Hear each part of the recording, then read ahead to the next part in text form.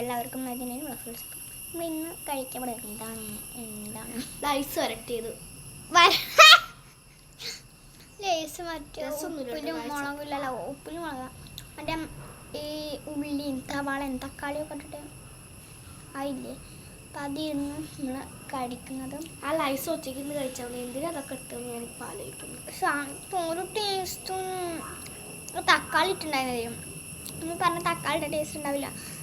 അപ്പം ഞാൻ ഉണ്ടാവില്ല മോനെ ഇട്ടു തിന്നപ്പോഴാണ് മനസ്സിലാണ് ഒരു ടേസ്റ്റില്ല. അപ്പം ഞങ്ങൾ വിചാരിച്ചു പിന്നെ തക്കാളി എടുത്ത് കളഞ്ഞു. ഞങ്ങൾ ആരും ചെയ്യാൻ നിൽക്കരുത് ഗൈസ്, ചെയ്തോളും. പക്ഷെ ഞങ്ങൾ ഇപ്പം ഇതിലുണ്ടാക്കി വെള്ളം പോലെ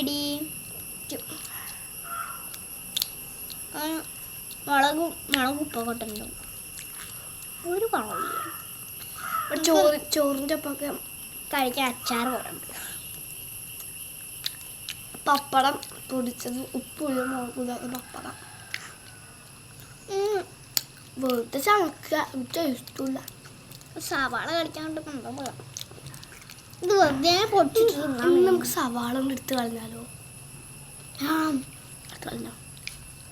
അടുത്ത് കണ്ട് തിന്നോണ്ട് ഗൈസ്. അപ്പോൾ ബൈ, അടുത്തിടയ്ക്ക് വരാം.